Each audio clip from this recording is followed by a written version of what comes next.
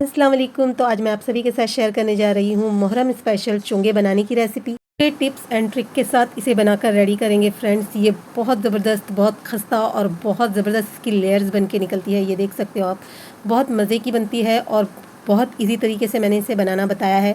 तो आइए हम देख लेते हैं इस मज़ेदार मुहर्रम स्पेशल चोंगे को हम किस तरह से बनाएं, बहुत ही इजी तरीके से। बिस्मिल्लाहिर्रहमानिर्रहीम।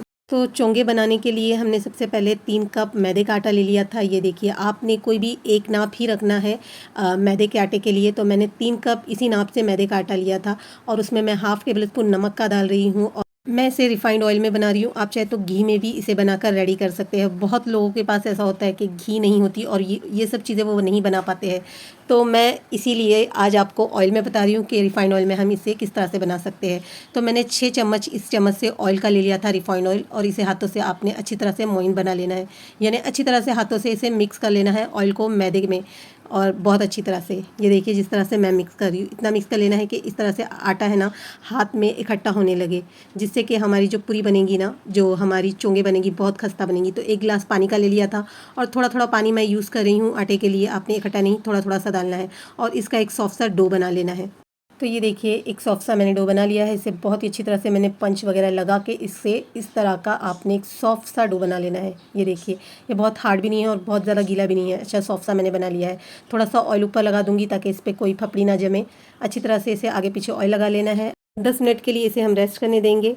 तो ये देखिए इतना पानी हमारा यूज़ हुआ था, यानी 1/4 पानी बच गया है ग्लास में और पौना कप हमारा पानी यूज़ हुआ है। तो अब मैं चाशनी बनाने की तैयारी कर रही हूँ, जिसमें मैंने वही नाप लिया है जिस नाप से मैंने मैदे का आटा लिया था। 1 नाप भर के मैंने शक्कर का लिया है और आधा नाप और लिया है, यानी 1.5 नाप मैंने शक्कर का लिया है और 1.5 कप ही मैं पानी का इसमें यूज़ करूँगी। जितनी आपने शक्कर ली है उतना ही पानी आपने यूज़ करना है। अच्छी तरह से शक्कर को पानी में मिक्स कर लेना है।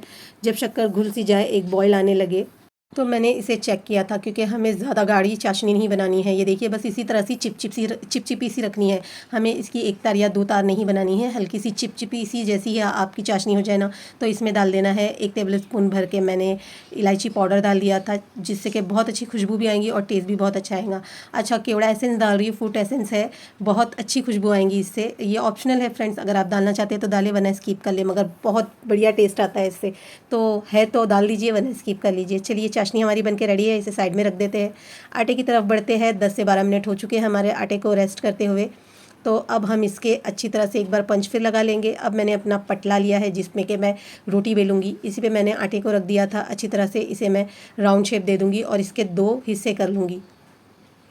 ये देखिए इस तरह से काट के आपने 2 पीस कर लेना है। एक पीस को हाथ में लेकर अच्छी तरह से मैंने इसे राउंड कर लिया था। ये देखिए इस तरह से आप कर लेते हो ना, तो ये जो इसके जो पेड़े निकलते हैं ना, सारे के सारे एक ही साइज़ के निकलते हैं। तो इस तरह से मैं काट के सारे एक साइज़ के पेड़े बना लूँगी। तो एक छोटू सा निकला था, उसे मैं साइड में कर दूँगी और सारे पेड़े बना के मैं एक बाउल में इसे रख लूँगी। ये देखिए इस तरह से हमारे 12 पेड़े बन के तैयार हुए थे। इस तरह से हम बना के रेडी कर लेते हैं ना फ्रेंड्स, तो हमारे लिए आगे बनाने में आसानी हो जाती है। तो अब मैंने फिर से अपना पटला ले लिया है, थोड़ा सा आटा डस्ट कर दूँगी और सारी अब मैं रोटियां बनाने की तैयारी कर रही हूँ। तो हमें बस अभी रोटियां बना लेनी है गोल गोल शेप में। इसे अच्छी तरह से रोटियां बना लेनी है। तो सारे पेड़ों की मैं इस तरह से ही रोटी बना लूँगी। तो पहले मैं एक आपको बना के बता दूँ, इस तरह से गोल रोटी बनाई है। अब मैं इसे प्लेट में डाल दूँगी और इसके ऊपर अब मैं लगा दूँगी ऑयल। और अच्छी तरह से ऑयल को आपने चारों तरफ अच्छी तरह से लगाना है, एक भी कोना बचना नहीं चाहिए। इस तरह से आपने ऑयल लगा लेना है। ऑयल या घी आप अपनी मर्ज़ी से यूज़ कर सकते हैं और इसके ऊपर हल्का सा आटा डस्ट कर लीजिए। इसी तरह से मैं दूसरी रोटी भी बना लूँगी। ये देखिए गोल सी रोटी बना लेनी है आपने उसी तरह से। अब जो एक रोटी बना के रखी है ना ऑयल और आटा डस्ट करके, उसी के ऊपर आपने इस तरह से रख लेनी है और इस पर भी इसी तरह से ऑयल और आटा अच्छी तरह से लगा लेना है। सारी रोटियां मैं इसी तरह से बना के रख लूँगी फ्रेंड्स। हमारे 12 पेड़े बनके तैयार हुए थे, तो मैं 2 तरफ रोटियां बनाऊंगी, यानी एक तरफ 6 और दूसरी तरफ 6।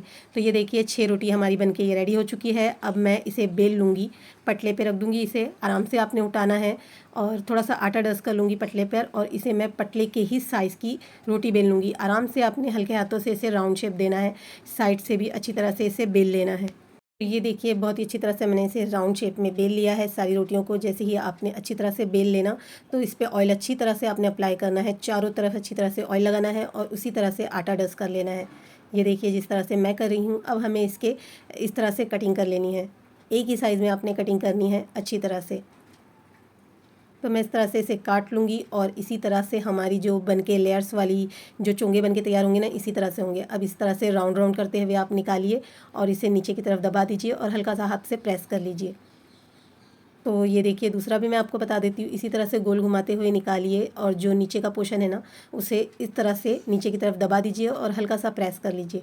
इसी तरह से मैं सारे बना के रेडी कर लूँगी फ्रेंड्स। बहुत ज़बरदस्त, बहुत इजी और बहुत क्रिस्पी करारी ये बनके तैयार होते हैं और बहुत इजी तरीके से मैंने आपको बताया है। बहुत आसानी से बनके तैयार हो जाएंगे और घर की चीज़ों से बना के रेडी कीजिए। बिल्कुल भी टेंशन लेने की ज़रूरत नहीं है कि हमारे पास घी नहीं है तो हम इसे किस तरह से बनाएं। आप ऑयल में भी इसे बना के रेडी कर सकते हैं। तो इसी तरह से हम दूसरा जो हमने रेडी किए थे ना, 6 रोटी बना के रेडी किए थे, अब वो भी मैं इस तरह से ही ऑयल लगाऊंगी, आटा डस्ट करूंगी, इस तरह से एक साइज़ में कटिंग कर लूँगी और इस तरह से ही निकालते हुए, गोल घुमाते हुए, इसे प्रेस करते हुए ये भी हमारी बनके रेडी है। तो देखा आपने कितना ईज़िली बन जाती है और बहुत ज़बरदस्त बनती है।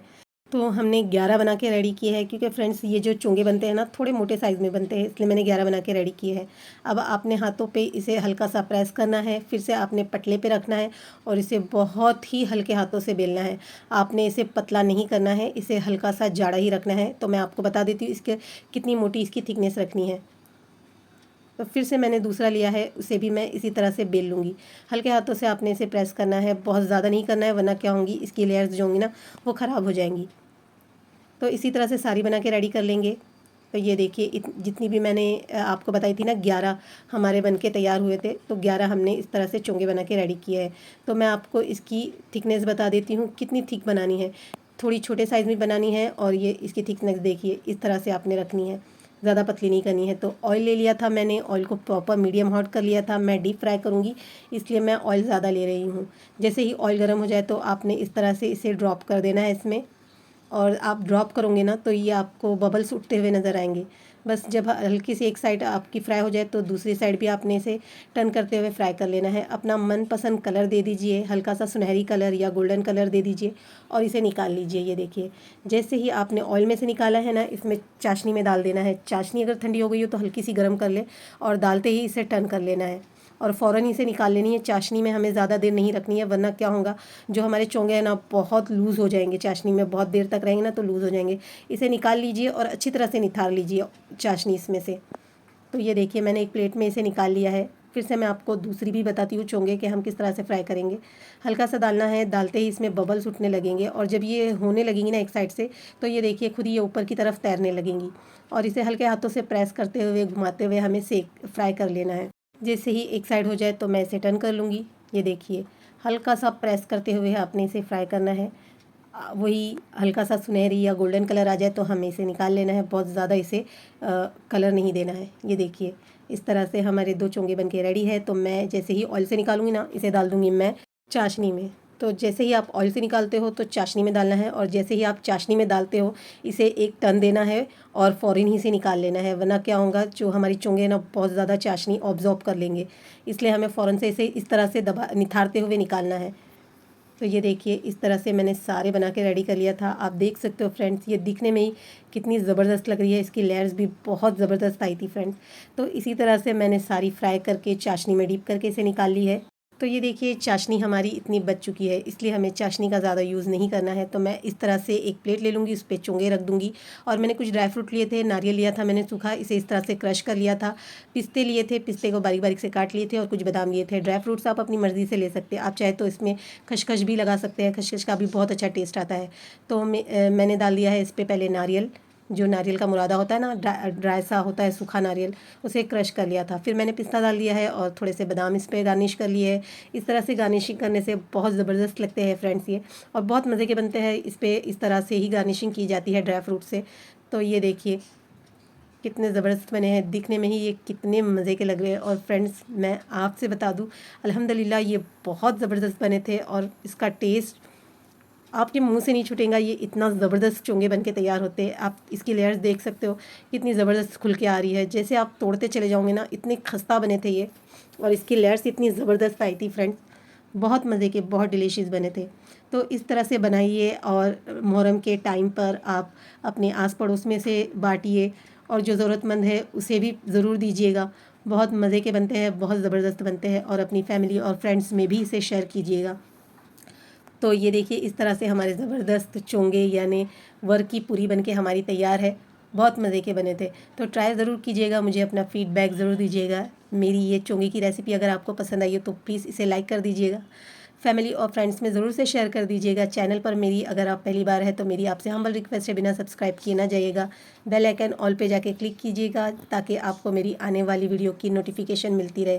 फिर मिलेंगे आपसे इसी तरह की मज़े की और ज़बरदस्त रेसिपी के साथ। जब तक के लिए दुआ में याद रखिए। अल्लाह हाफिज़।